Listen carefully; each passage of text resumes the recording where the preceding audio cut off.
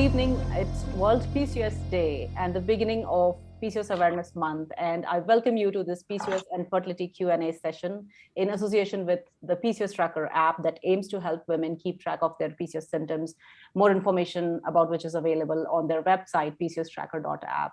I am Shweta Mishra, and I'm honored to welcome our eminent guest expert, Dr. Ilana Ressler of Reproductive Medicine Associates of Connecticut, to educate us about prevention of PCOS-related infertility and its management. Dr. Ressler is a reproductive endocrinologist with several years of experience. She is a member of prestigious societies like ASRM, SREI, and ACOG, and sits on the editorial board of Fertility and Sterility. She also serves as medical advisor for Yesh Tikva, a Jewish community support for those experiencing infertility. Dr. Ressler, I welcome you to Cure Talks, and thank you for finding time today to join us. Of course, my pleasure. Thank you so much for having me. It's our pleasure, Doctor. And I'm thrilled to introduce our global patient advocates panel today, representing PCOS communities from different parts of the world. So co-hosting with me today is Lisa Rosenthal from Reproductive Medicine Associates of Connecticut, who has been advocating for over 30 years in this field now. Tatiana Alafuzo, who is joining us from the UK, a PCOS warrior and a PCOS researcher.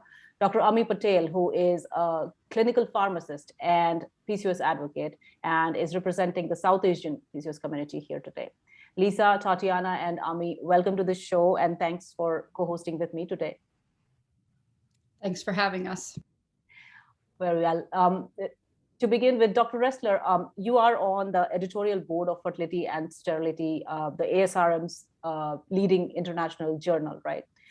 So we know the literature says that 70 to 80% of women with PCOS have to face infertility at some point. And I believe it is also the most emotionally and financially draining symptoms of PCOS. So with all the research that has happened around in the past few years, have we found ways to prevent PCOS-related infertility? And I'm curious to know, how do you guide your teenage patients around this discussion related to this particularly life-disrupting PCOS symptom that is infertility?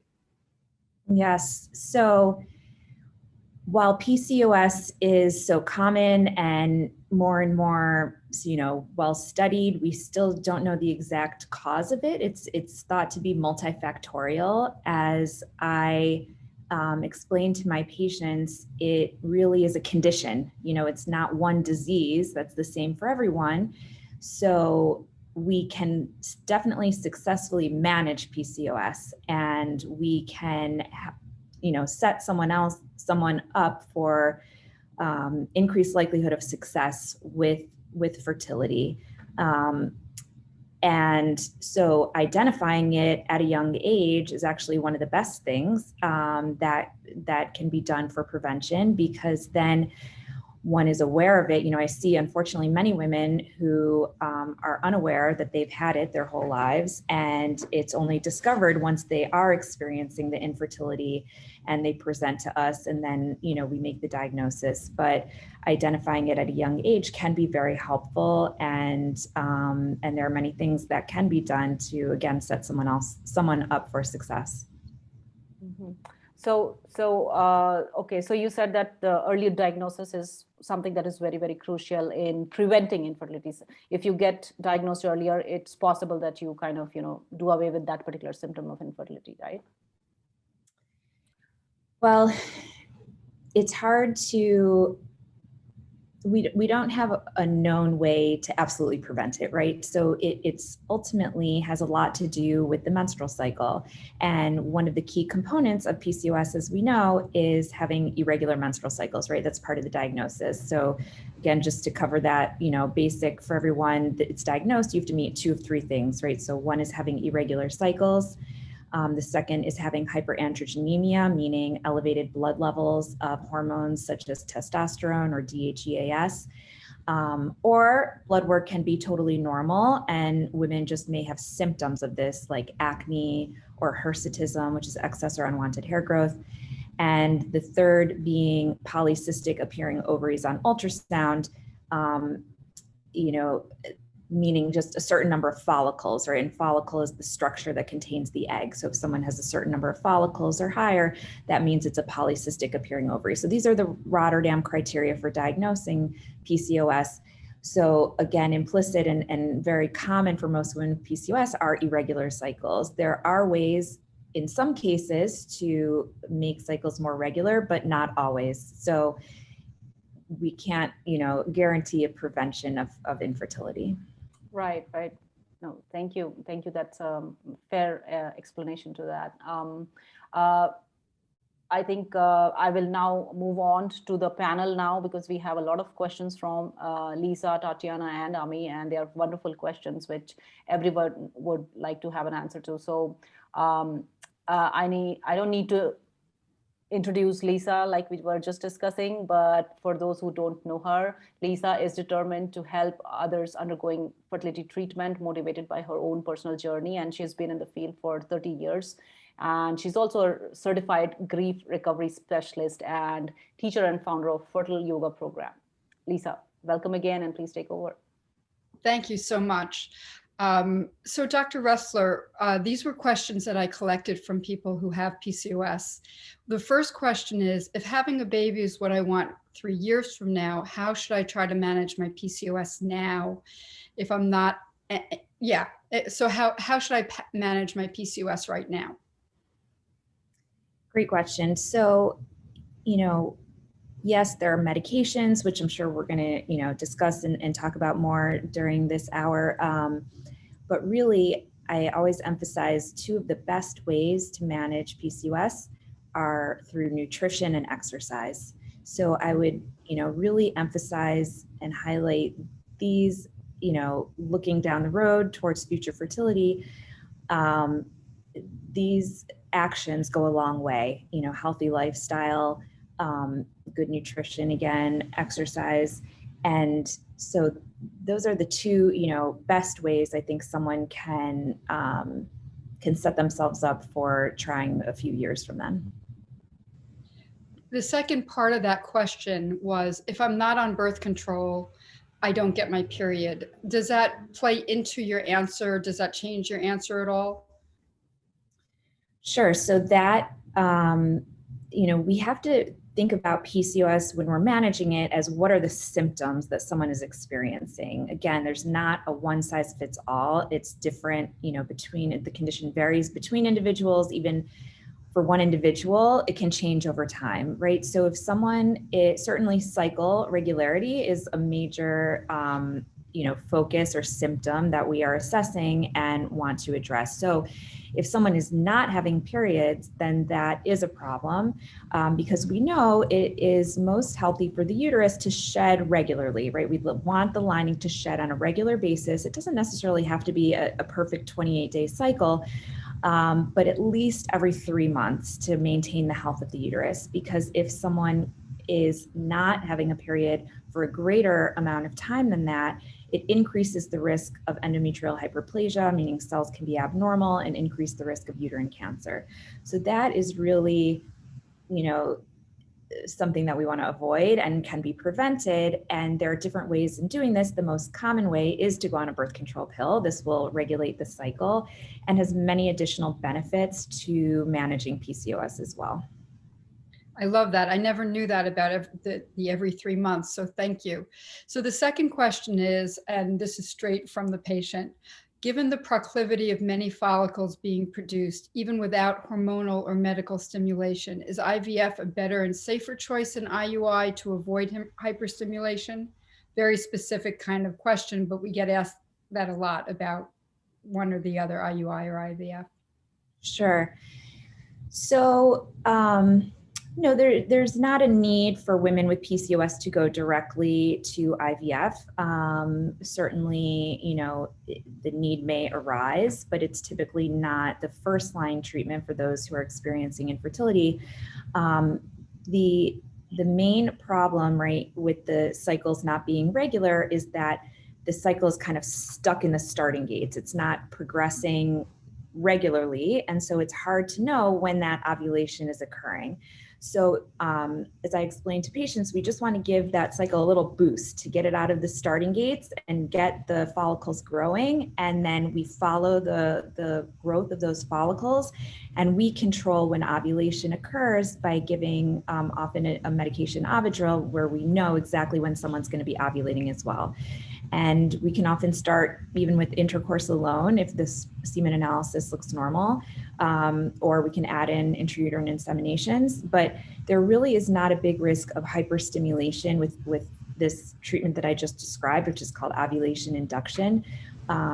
It's very safe and does not create hyperstimulation, even for those with PCOS. That's really reassuring. Thank you. Next question is it safe to be on metformin and inositol or other PCOS drugs while trying to conceive? Yes, it is. So these, this medication supplement that you just mentioned, the purpose of taking those is to help manage insulin resistance, right? So insulin resistance is often associated with PCOS, and that means that someone has to produce more insulin to metabolize the same amount of glucose as someone who does not have insulin resistance, right? And the risk with insulin resistance is then that it can develop onto prediabetes and diabetes. And of course, we want this to be managed not only for like overall health, but particularly in pregnancy. We want someone to have good glucose control to avoid ideally getting gestational diabetes. So certainly if someone has insulin resistance, we want to treat it, and we treat it while trying to conceive. There's no, contraindication. I just want to add though, historically, it used to be thought that all women with PCOS should go on metformin, right? So it used to be that if someone was given that diagnosis at the same time, they were handed over a prescription for metformin, and that is not really the current recommendation. We want to treat the insulin resistance. So if someone has insulin resistance, treating that will conversely, or it will help additionally with treating the infertility. They go hand in hand. They can't be thought of as completely independent. I love that. That's it. And that leads kind of into the next question, which is, what does prediabetes really mean, especially if I'm trying to conceive? So again, it's when we think about like glucose and insulin metabolism, we can kind of think of it along a spectrum of developing, right? So insulin resistance is one of the first steps, and then that can develop onto prediabetes and diabetes. And if that is present, again, while trying to conceive or prior to conception, we certainly want to have good control of this, whether it's the insulin resistance, the prediabetes, diabetes, whatever the current state is. We want to manage that really well. And I always tell people in pregnancy, we're very picky about blood sugar levels, levels that are hemoglobin A1Cs that are thought of as maybe not so terrible outside of pregnancy. We really want super tight, like blood glucose control in pregnancy because of the effect that it could potentially have on the developing fetus. So ideally, we get good control and management of this even prior to conception to set someone up, to have a healthy pregnancy. And I love how that rounds back to if I'm not trying to get pregnant now. So what are other medicine options? And that also reminds me of your answer, right? The two things that you mentioned before, which was exercise and food. What are other medicine options besides metformin, since I can't tolerate it? So specifically for an alternative that we often consider from metformin is supplement inositol. Inositol is a 6-carbon sugar. It's made by the own body. It's available in food sources, and it's available as a supplement. And there are different forms of inositol, and there are 2 in particular that have been studied at a particular ratio and have been shown to be beneficial for PCOS because some of the actions of these inositols are at the level of the ovarian, the insulin receptor, 2 key components as we've been talking about with PCOS. So that is, I think, a good alternative, or again, not exactly the same, but something else that could be considered if metformin can't be tolerated. Okay, thank you. And lastly, especially since weight can be really a problem with PCOS, what birth control, what pills and medications can help regulate period lengths without weight gain? So again, it's more historically that birth control pills were thought to directly cause weight gain. In general, the amount of estrogen in a birth control pill over the years has come down lower and lower and lower to, it's really pushing the lower limit at this point. The problem with going too low is sometimes it doesn't have enough to adequately regulate cycles, and someone might have irregular bleeding or other issues from that.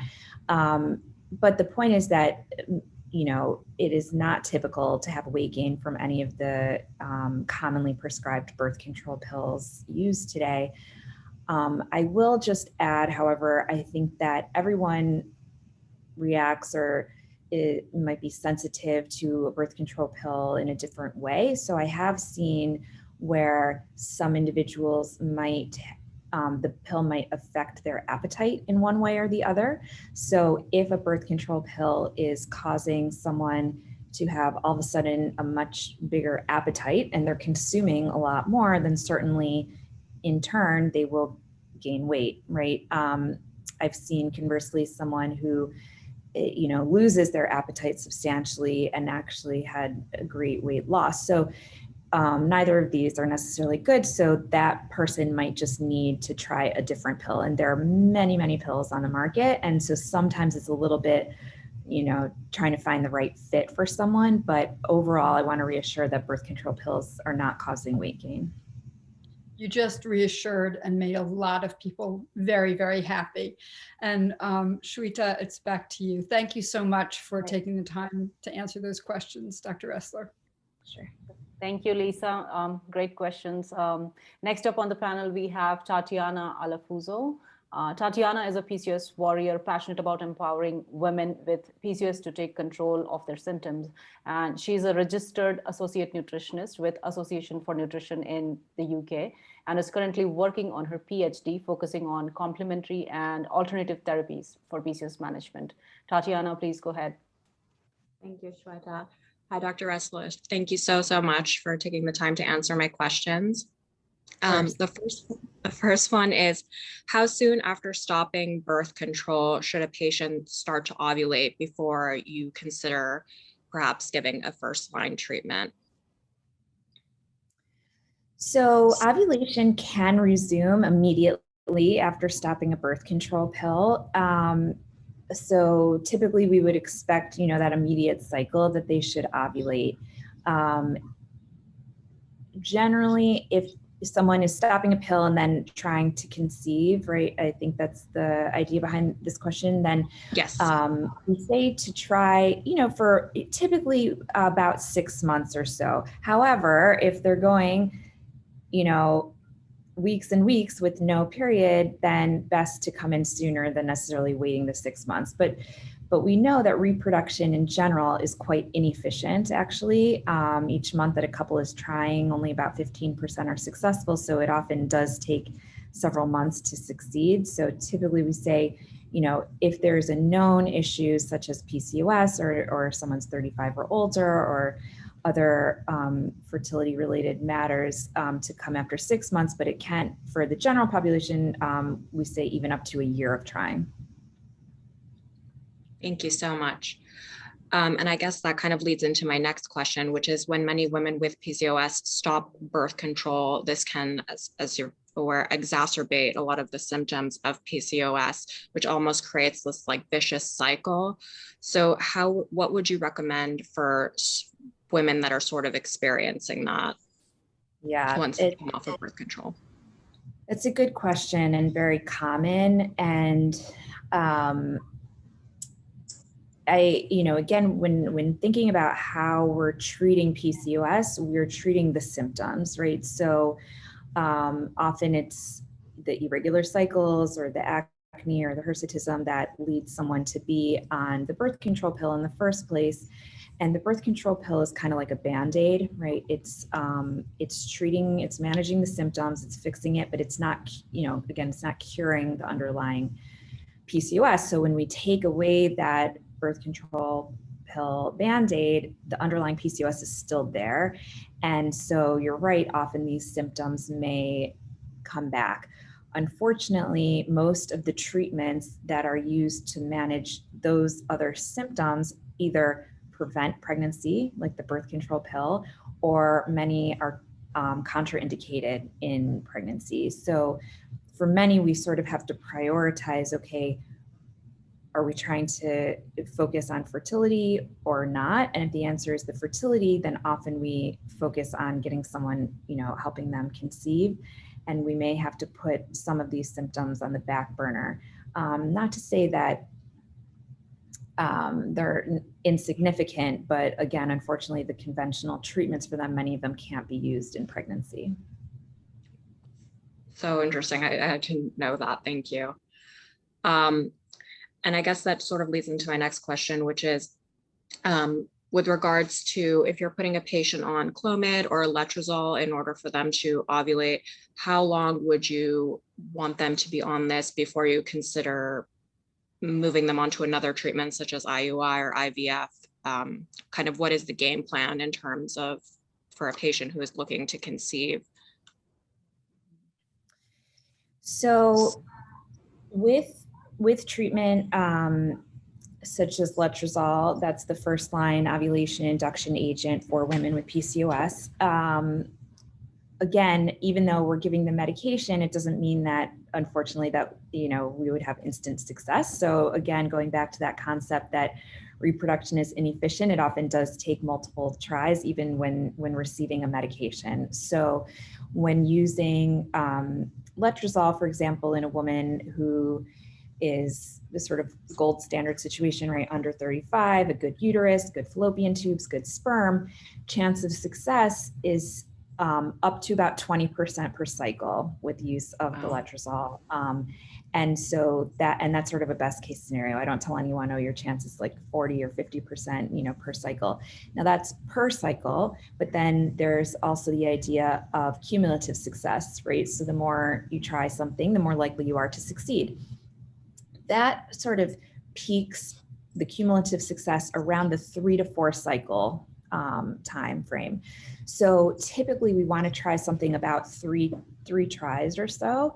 And if we haven't achieved success, then we want to kind of step it up and be more aggressive in some way. So let's say someone started with Letrozole timed intercourse and it hasn't worked after 3 tries. We might say, okay, let's add in intrauterine insemination to these cycles as well.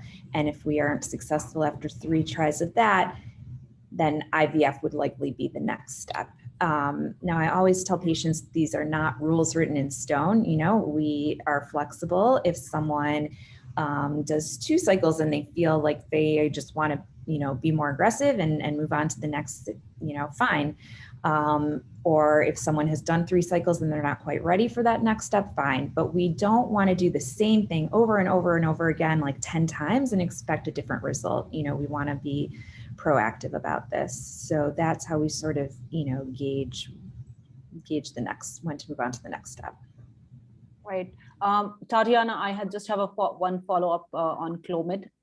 Yes. So doctor, is there, what are the guidelines around use of Clomid? Basically, how many times is it safe to use? How many cycles, basically?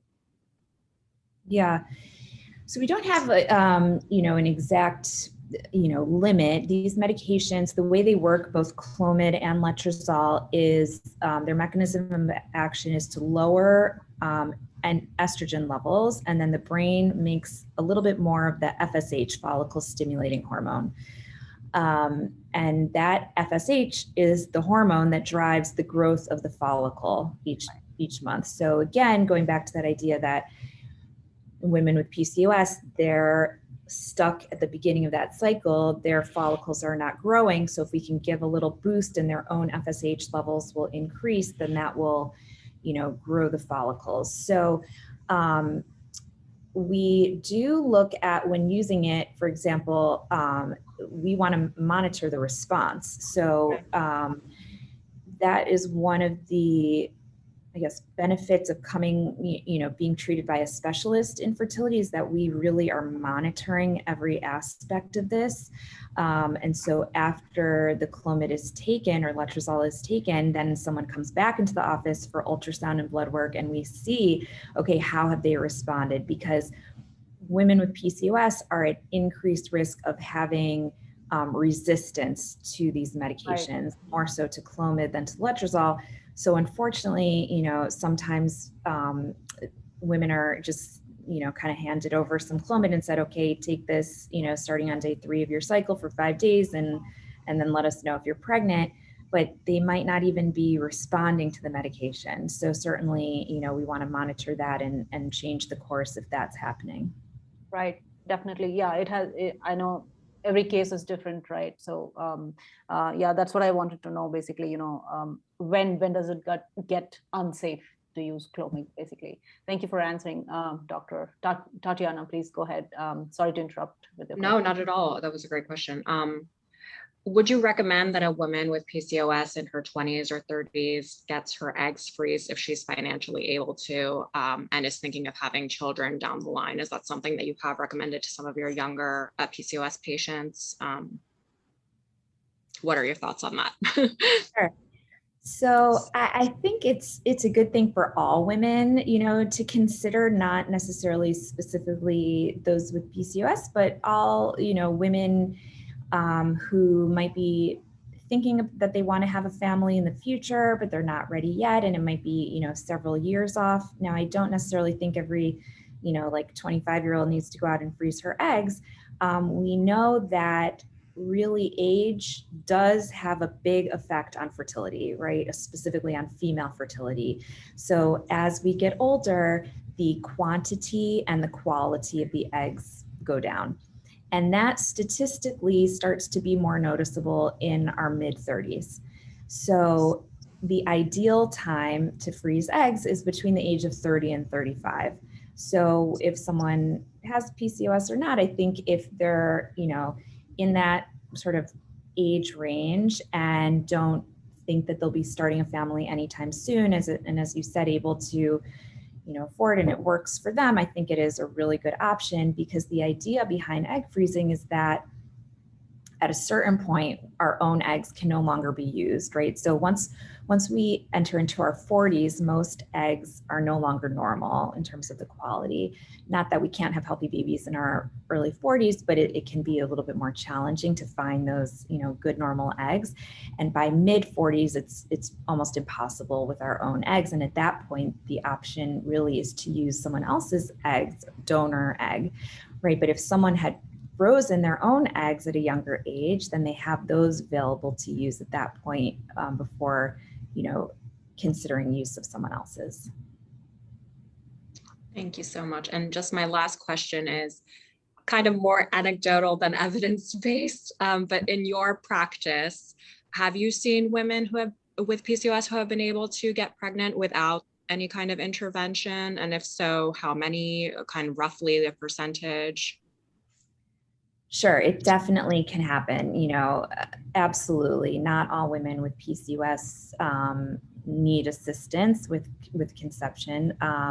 PCOS does not mean that someone will have infertility. I tell all of my young patients this. It does not mean you will need our help, but we are here to help, if it's needed.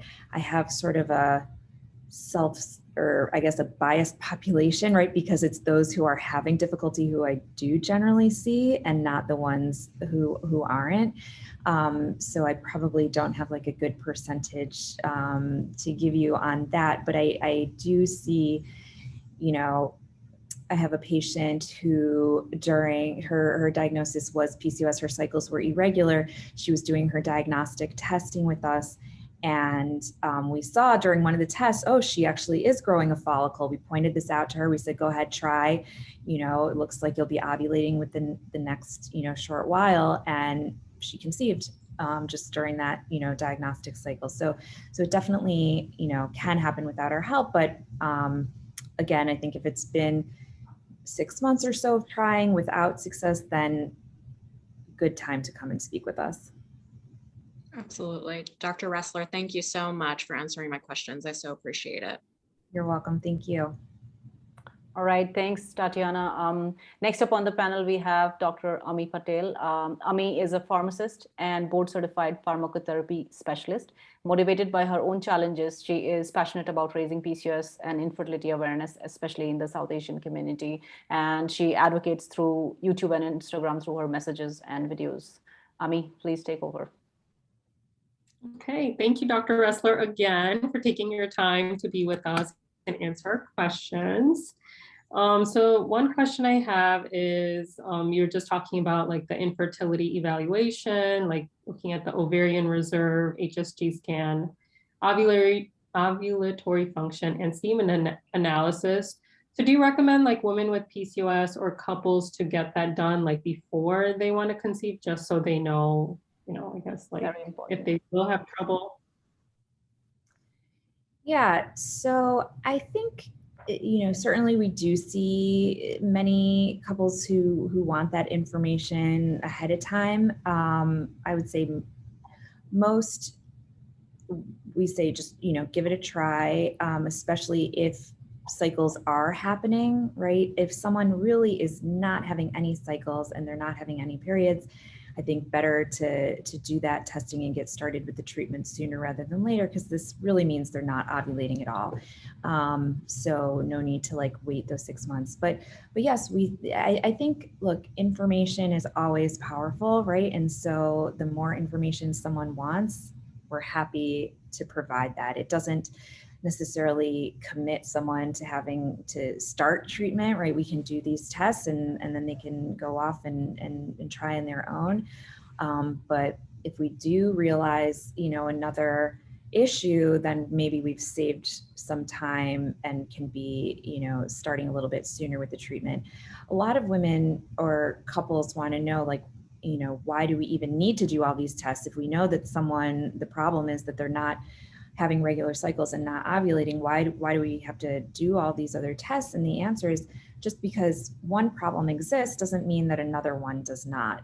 And so it really, for sure, is beneficial to look at the big picture before starting any treatment, because we always want to pick, the best treatment for that couple from the get-go. And so if we don't look at those other things, and let's say, we do several tries of ovulation induction, and then we do a semen analysis and see that the sperm is abnormal, maybe we should have been doing IUIs all along, or maybe that isn't even an option and they need to go directly to IVF. So it's definitely helpful to see what all these different components show.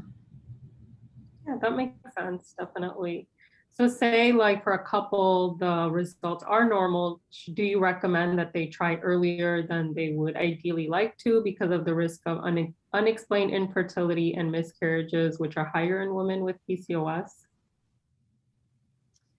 So I think it's important to start when they're truly ready, so if they're not ready, I don't think that the PCOS should add pressure that they have to start sooner than they otherwise would want to. I just think being mindful of how much time is going by once starting, and of course being mindful of the effect of age on fertility. So the good thing about PCOS is that it's associated with a very high number of follicles, right? So as I had mentioned, the quantity of eggs tends to go down as we get older, but in general, women with PCOS tend to have very high ovarian reserve.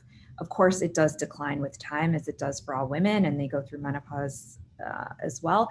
But it's typically not a quantity issue, a low quantity or low ovarian reserve is a separate diagnosis that we see many women with. So it is, positive thing that there are many follicles there. They just often need a little boost and help to be released. Well, that's good news. That's definitely a positive in all of this. Then that actually goes to my next question. Does the decline of ovarian reserve differ for women with PCOS than without? So again, it still happens, across the board in all women. Some studies have shown that the age of menopause might be slightly later, maybe, to about 2 years later for those with PCOS than those without.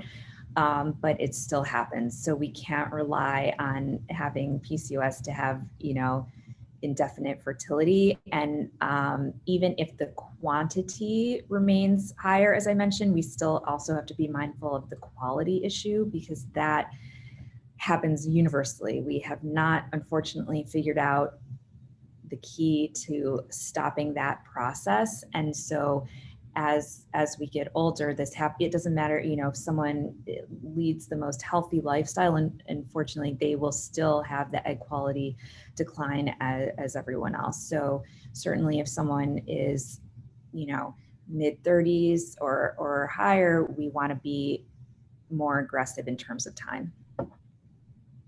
Okay, that makes sense. So in addition to PCOS, what role does thyroid function play in infertility, knowing that many women with PCOS also experience hypothyroidism? So thyroid function is important for many, different reasons, but in particular relating to fertility, thyroid disorders can affect cycles. So we are always checking for everyone who comes in, whether they already have the diagnosis of PCOS or we're establishing the diagnosis, or for any, fertility patient who we're working up, we always check thyroid levels, because having, again, thyroid disorder can affect cycles. So with PCOS diagnosis, we also want to rule out other causes of irregular cycles. So we want to make sure that it's not abnormal thyroid levels that can be contributing to the irregular cycles as well. Additionally, thyroid levels that are not, optimal can be associated with miscarriage, with actually fetal anomalies even. So we are cautious about levels, and we have a very strict range that we want the thyroid levels to be in, particularly for those who are trying to conceive. It's like a tighter range than for those who are not. Okay, so in addition to the thyroid control, is there any other way that women with PCOS can decrease their chance of miscarriages? Yes, so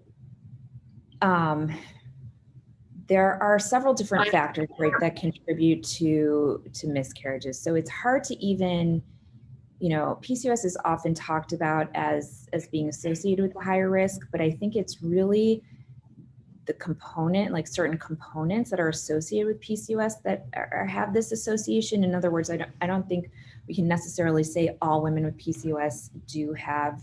There are studies, some supporting this, some not supporting this. So I think it's a little controversial, but specifically the components, for example, of insulin resistance, of obesity, which is commonly associated with PCOS. These definitely are associated with higher risk of miscarriage. So addressing these and being, as healthy as we can leading into pregnancy can definitely help reduce those risks. Okay, that makes sense. So I know you touched on metformin and inositols for insulin resistance. I don't know if you have any experience with Berberine, if you've heard of that, or if you've seen patients with that, and is that safe to continue during pregnancy? So I have seen it used before. It's not something that we very commonly use, but it is an alkaline that is a component of many, used in Chinese herbal medicine. It has some similar properties as inositol in terms of how it can help. So in other words, it's used often to help with insulin resistance, with diabetes, with hyperlipidemia. So they have some overlap. And so, it may be helpful, again, if someone has some of these components of the PCOS, but we don't recommend continuing to use that in pregnancy. Okay, so like you're saying, metformin and inositol are the safer options for that situation. Yeah. Okay, and then one more question. I don't know if you've heard about Geritol. It's like a multivitamin that some people on social media have been talking about lately and saying that there's a baby at the end of every bottle. I don't know if you have any input on that situation. Yeah, so Geritol is a brand of vitamin, and actually on their website, interestingly, if you look, it comments on this phenomenon, and it's a rumor, and we don't know exactly how it got started. Unfortunately, there is no, magic bullet. I wish there was, that we could say, okay, take this and it will cure your PCOS, or it will ensure that you conceive. It is a line of multivitamins, and in fact, they're not even prenatal vitamins. So we should definitely not be relying on these, as magic to help conceive. It is important, however, to be on a good prenatal vitamin when trying to conceive. We don't want to wait until already pregnant. Best to be on it prior, particularly for folic acid. So probably best not to take the Geritol in that case, and to be on, a good prenatal vitamin. Thank you for clearing the air on that. Those are all my questions. Thank you again so much. Thank you, Ami. Yeah, great questions. Thanks. So Dr. Ressler, we have some questions posted in by our listeners on our webpage, as well as sent in via email. So I'll try to, read out a few of them. Most of them, I think, some of them you already answered. So the first one says that what types of issues or factors impact fertility for lean PCOS women, and what types of issues do lean PCOS women deal with that are different from the normal type women? Sorry. Mm-hmm. Sure. So first off, I think women with lean PCOS often actually might not be diagnosed as quickly, or the diagnosis, may be kind of brushed off more easily, because there's sort of this like stereotype, right, of what PCOS looks like. And it's exactly that. It's a stereotype. It's not accurate. But if someone doesn't fit that stereotype, then it, again, often can get missed or not really given as much, I guess, looked at as importantly as it is with someone who's experiencing more of the symptoms. So,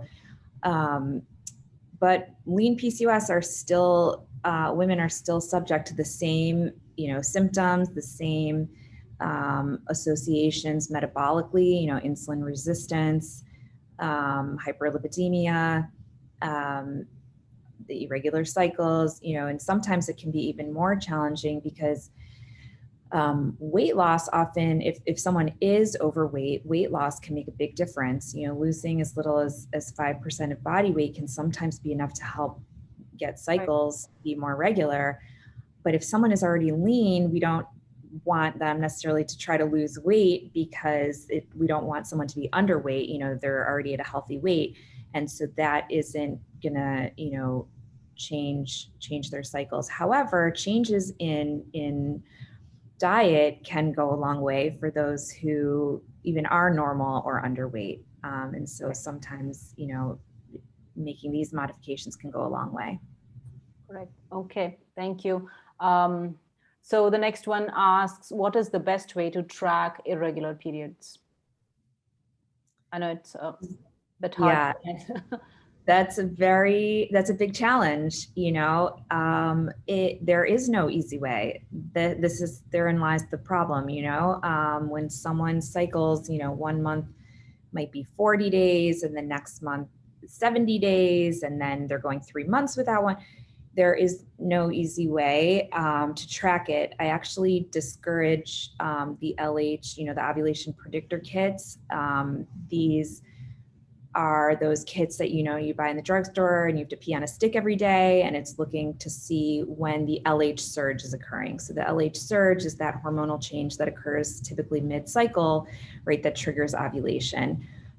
However, we know that women with PCOS have higher basal levels of LH. And so they may be getting positive, all the time, or might be negative and positive. And, in other words, they're false positives and are not accurate. And it's very stressful to be trying to use these kits if you're going weeks and weeks without having, without ovulating. You could be, I think, causes often more stress and anxiety than not doing them. So really the best way, frankly, is to see a specialist, and we can use ultrasound and blood work, and we can see if it's been a while since someone has had a period. We bring them in, we do an ultrasound, we do blood work, we see sort of like where they are in their cycle, hormonally, and by ultrasound, does it look like, even though it's been 2 months since their last period, does it look like they're still in that starting gate, or do they have a follicle growing, and we can advise, they're more mid-cycle and peri-ovulatory, or perhaps we see their progesterone level has risen. It's high, which means they've already ovulated this cycle. So we just advise, okay, be a little bit more patient. A period will come within the next couple of weeks. So that is really the most accurate way to get a sense of where someone is in their cycle. Okay, and just as a follow-up, what about the other physiological parameters like body temperature and cervical mucus consistency? Do they also differ in PCOS women compared to the normal women? Like, is there a study on that or something? I'm unaware of studies specific to that. However, I will just add that I think the same underlying issue is there, that it can be weeks and weeks and weeks without seeing these changes. And so that can be very discouraging and difficult. So if someone really is trying to conceive at that point and their cycles are just so irregular or so long, I would say don't hesitate to see a specialist, because we can alleviate a lot of the stress and make it so much easier. Right. Okay. Yeah, and I have another question on the same lines. I think the person is dealing with, consistently elevated LH levels. And she's saying, I have been trying to conceive for a few months now. And when I take my ovulation tests, they always seem to be high. And I assume this is because my LH levels are always elevated. Does this mean that I'm probably never ovulating? How can I get my body to ovulate? Yeah. It does not mean that she will never ovulate. Certainly, LH, even if higher at a basal level, right, women with PCOS still will have a higher, LH surge and will ovulate. But again, it goes back to that difficulty in using those kits, just, I think are not really reliable. Mm-hmm. So if it's been months of trying, I would say, again, having a specialist kind of look and follow the cycles, and perhaps give a little letrozole to get the cycles more regular. Okay, right. And the next one says, what are some of the ways to reduce inflammation associated with PCOS? So, inflammation obviously is pretty broad. It can be due to numerous factors. There's some basic ways to help reduce levels of inflammation through eating certain types of foods, avoiding certain types of foods, exercise, antioxidants, or other supplements can help. So there are some basic ways. I would say, one of the most important parts, as I've mentioned, to managing PCOS is the food aspect. And so we have 2 registered dietitians actually as part of our practice, and all of our PCOS patients meet with the dietitians to help manage this aspect, because it is such an important one. So I would encourage, all women with PCOS to seek, the expertise of someone like that. Right. Thank you. Thank you, Doctor. So those were the listeners' questions, and I think we have a couple more minutes left. And Lisa, would you like to go back and, ask your questions if you have any more? Yes, I would. And I'm actually going to, these are very specialized questions, Dr. Ressler, so I'm kind of going to apologize. But is PCOS genetic? Will I have to worry about passing this on to a daughter if I have one? And I'm going to slip this in here, even though it's not there. And that is does that sort of fold into gestational diabetes if you have a daughter? So I'll let you make sense out of that, Dr. Ressler, please. Okay. So the answer is there is a genetic component. It is not as straightforward as other diseases, for example, something such as cystic fibrosis, right? We know that this is inherited in an autosomal recessive manner. So meaning that if someone has one copy of this mutation, they are a carrier. If they have two copies of that mutation, they have the disease. So it is not, PCOS is not inherited in this way. In fact, we don't know the exact pattern of inheritance, but it has been linked to certain genes. So it does tend to run in families. I tell my patients there are probably other family members with it, whether they know it or not, or whether you know it or not, there likely are other family members with it. But just because you have it doesn't mean your mother does have it or that a future daughter would. So we don't really know the exact, again, mode of inheritance. And the gestational diabetes part in terms of passing that on to a daughter, is that more likely? If someone has gestational diabetes, is it more likely to pass on PCOS? I don't think that's been, I don't think we know. There are certainly effects of gestational diabetes on a child, but I don't think we can prove that having gestational diabetes causes someone to then develop PCOS. Okay, my last question is there any connection between PCOS and the MTHFR gene? And if so, what does it imply? I'm unaware of that association. MTHFR is one of those hot topics. There could be a study out there that I haven't read. MTHFR is brought up a lot with infertility, with pregnancy loss, but ultimately it has not been established as a cause of either of those. So we don't actually test for this for women with infertility or those who have recurrent pregnancy loss, because again, that association has not really been proven. Thank you. I appreciate it. I know that's a hard question. Thank you for answering the additional questions. Thank you, Lisa. Tatiana, would you like to ask other questions before we wrap up? Hi, sure, Dr. Ressler. So I was, just a brief overview, I was diagnosed with PCOS at the age of 14. So very, very young, very early. I was very lucky.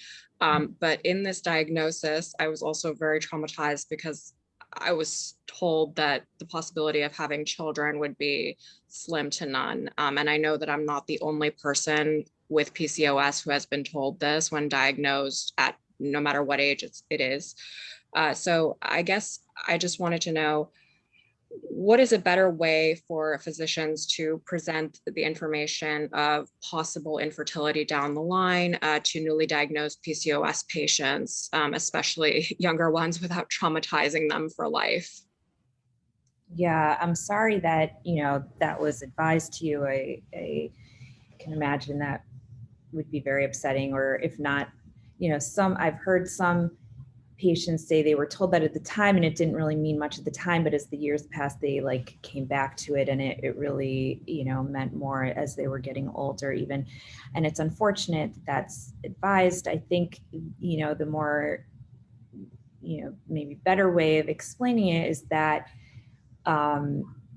some women with PCOS may have more difficulty having children than others. And so I always explain PCOS does not mean that you will have infertility. You may have more difficulty, but the good news is if you do, we have very successful ways of helping and of helping people have a baby. And so I also advise my young patients, PCOS should not be thought of as meaning you cannot conceive, right? It should not be thought of as a contraceptive. So if you do not want to conceive and you have PCOS, you do need to use a reliable method of contraception. So, hopefully that, makes a little bit more sense to the young patient that it may come up as an issue, it may not. But if it does, again, we have very successful treatments. No, that's a wonderful way of putting it. Thank you so much. And thank you for answering my questions. Thank you. Thanks, Tatiana, and thanks, Dr. Ressler. This was a great discussion, lots of questions answered, and thank you for finding time to talk to us today, Doctor, and answering our questions. I'm pretty sure it will be helpful for women and girls out there with PCOS. Lisa, Tatiana, and Ami, thank you so much for co-hosting with me today and guiding the panel with your very relevant questions. And Lisa, special thanks to you for introducing me to Dr. Ressler and the RMACT team. And folks in the audience, thanks for your overwhelming response and your questions. And I hope we were able to answer most of them in this discussion. And I would like to request you all to visit the website pcostracker.app to check out the free PCOS tracker app and see if it's helpful to you. It's available on both iOS and Google Play stores. And it is a community app, and we need all your feedback to make it more efficient. So please send in your feedbacks to shweta@trialex.com. Today's talk will be available on QTalks YouTube channels as well as QTalks website, and the link will be shared with all participants. So until next time, thank you everyone, and have a great day and stay safe.